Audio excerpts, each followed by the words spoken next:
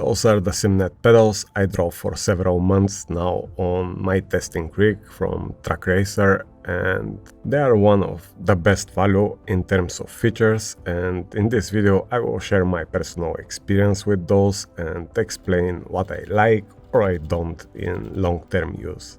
The disclaimer first, those have been sent to me from the company months ago for test and review without any conditions, as most of the other gear you have seen in this channel, so let's dive in, starting with the features. All three pedals are based on load cell, with brake going up to 100 kg, which must be enough for most of us. The clutch and the throttle use springs for resistance and the middle one on elastomers, but there is spring kit which I don't have and I can't comment on that. All three pedals have damper kit, which are rated to 100 N for the brake, 50 on the clutch and 20 on the throttle, stainless steel body construction on ball bearing for the pivot points, and 3 choices for haptic feedback.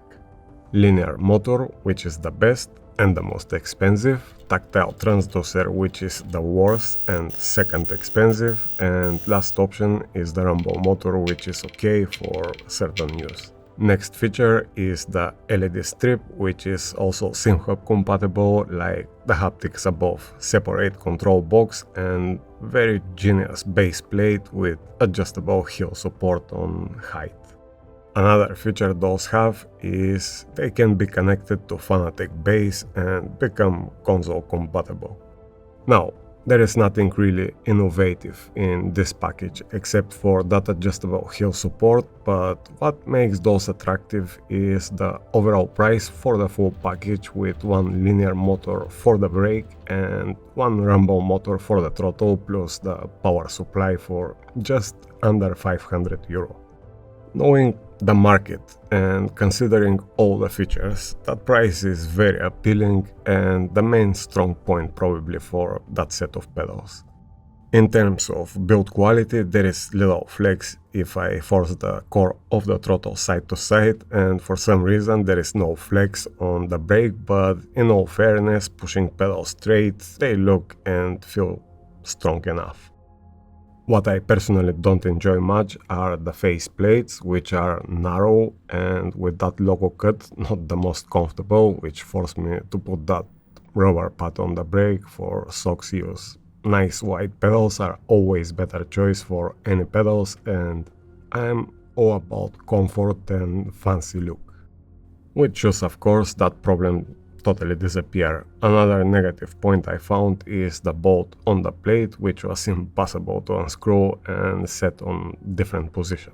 However, on the positive note, that base plate is one of the best I came across in terms of adjustments and quality, which helped me fix the height position for that pedal face. Again, quality is not exceptional, but considering the price is absolutely fine and still great value. Next is the pedal adjustment, which for the brake feel is toolless, with just relaxing the preload and swapping the set of elastomers or springs if we have that kit. Inside the elastomers we have limiters, which keep the rubber within the working specs, and plastic limiter for the first stage of that spring. That is simple and proven solution which works seamlessly for easy adjustment to match personal likes.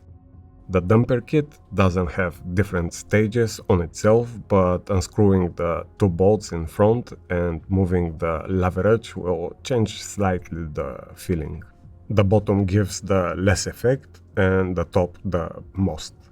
The clutch and the throttle have that same adjustment point, not just on the damper kit but on the spring piston as well, which means we can make those stiffer from the leverage and from the preload with fingers. For the travel, on the bottom we can move that rubberized bolt, which again, it is not something new but it works. Also, to adjust the pedal angle, we can move the entire pedal core into 5 different slots. In general, what I see here is copy of the Heusinkveld concept, which works for many years now. There are absolutely enough adjustments to cover different personal needs. Moving to the feedback motors, my favorite for ABS use is the linear one, which works and feels just like the one from SimMagic, and of course those are a bit noisy, but they feel really great.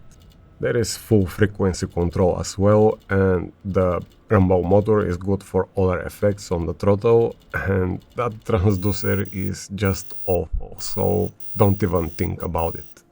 That comes with the brackets, which transfer very well the vibrations, and in my opinion the best choice is linear motor for the brake and the rumble for the throttle. And then there is that base plate made of aluminum with many slots for each pedal for different positions, and that heel support adjustment again stole the show. This part is really high quality, and I highly suggest to pick one for that kit.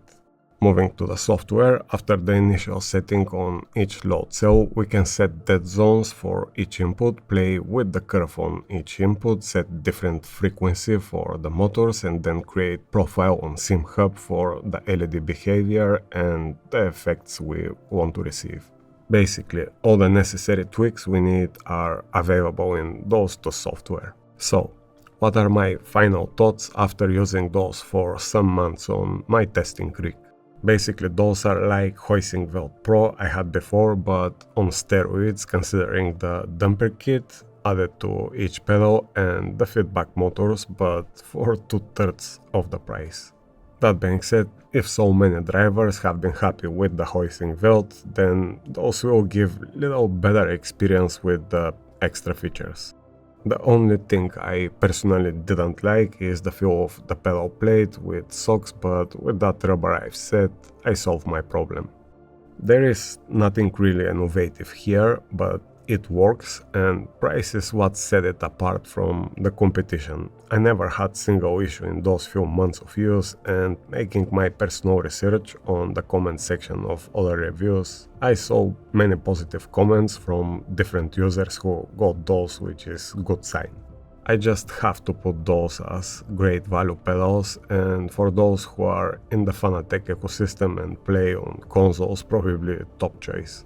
Again, those are just my Heusinkveld Pro on steroids with better price, and there is not much I can complain about. That being said, if you have any specific questions, let me know, and have a great racing everyone, and hope to see you on the track.